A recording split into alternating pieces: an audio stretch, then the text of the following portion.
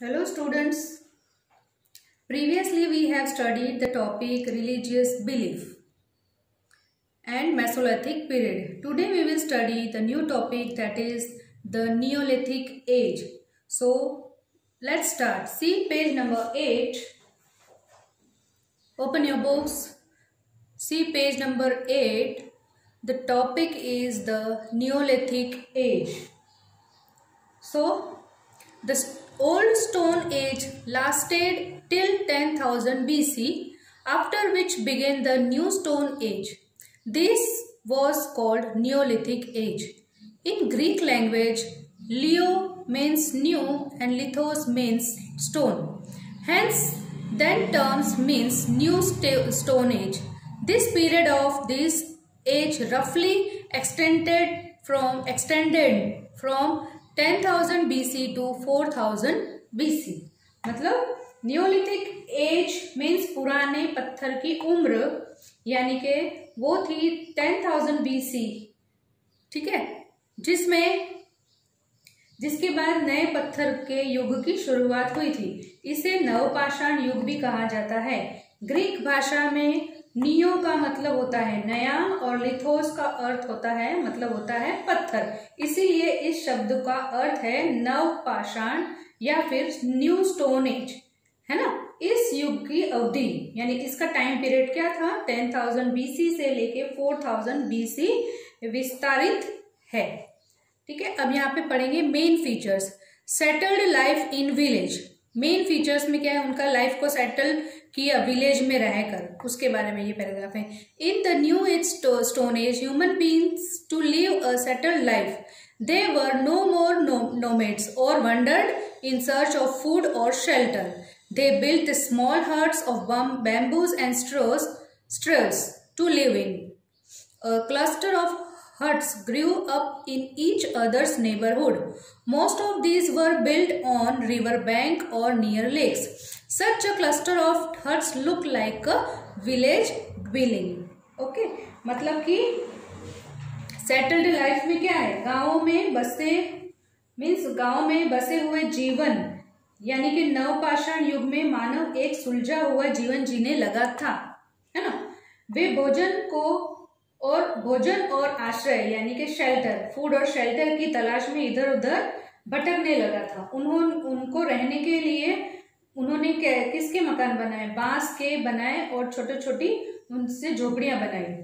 झोपड़ियों का एक समूह एक दूसरे से पड़ोस में था, है ना, जिसमें अधिकतर नदी वो जो घर थे वो अधिकतर नदी के किनारे थे या फिर झीलों के पास बनाए गए थे.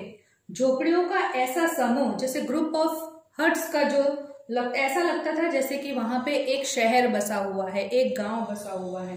ठीक है. तो ये तो हो गया उनके रहने का सेटलमेंट विलेज की तरफ. नंबर 2 है एग्रीकल्चर, यानी कि मतलब क्रॉप्स वगैरह का खाना पीना, वो जो भी होता है एग्रीकल्चर के बारे में. In the new stone age human beings learn to produce their own food. This was their major achievement. Like the discovery of fire, they must have learned food production by chance. जैसे कि by chance उन्होंने fire का production हो गया था उनसे, उसी तरह से बाय चांस उन्होंने खाने का भी प्रोडक्शन किया. ये उनके लिए बहुत बड़ा मेजर अचीवमेंट था. Rice, wheat and barley were the major crops grown by them during that period. Rice, ज्वार, बाजरा और ये सब जो मेजर क्रॉप्स थे वो उनके द्वारा उगाए गए थे, है ना. अब 3rd नंबर पे चलेंगे, domestication of animal. Now human beings learn to tame animal. Probably dog was the first tamed animal. In due course of time they began to tame and domesticate other animals like sheep, goats, pigs, donkeys, horses and the camel. These domesticated animals helped them in many ways. मतलब जो animals थे उनको भी वो लोग वश में करना सीख गए थे, है ना. उनको वश में करना सीख लिया था. सबसे पहला जो एनिमल वश में किया वो था डॉगी. उसके बाद में उन्होंने कुत्ता, मतलब donkey, horses, camel, goats, sheeps, pigs, इन सबको भी उन्होंने वश में करना सीख लिया। और ये एनिमल्स इनके बहुत से वेरियस कामों में हेल्प करते थे। क्या हेल्प करते थे? यहाँ पे 2 पॉइंट्स दे रखे हैं। Domesticated animals provided fresh milk and meat at wish and solve the man's food problems considerably. यानी कि उन एनिमल्स से एक तो मिल्क मिलता था और मीट भी, अगर चाहिए तो वो विश हो तो उनकी मीट भी यूज़ कर सकते थे।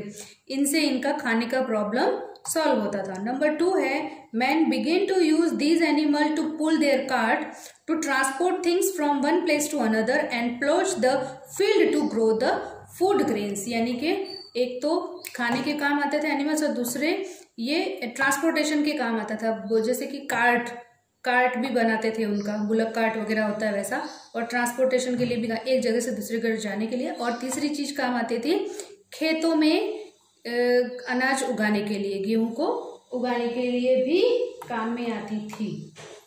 समझ में आया आपको? तो यहाँ पे हम लोग ये पूरा नियोलिथिक एज का फर्स्ट टॉपिक जो था अपना, उसका मेन फीचर्स सेटलमेंट और लाइफ इन विलेज, नंबर 2 था एग्रीकल्चर और 3 था डोमेस्टिकेशन ऑफ द एनिमल, है ना। 4th invention of wheel and 5th pottery and the other arts. और आगे के भी बहुत 2 पॉइंट और वो हम नेक्स्ट वीडियो में पढ़ेंगे। तब तक आपको ये पूरा आपको वापस से पढ़ना है। यहाँ तक वर्कशीट्स देंगे वो कॉपी में करना है, नोट्स आपको कॉपी में करना है। So till then bye bye, see you soon.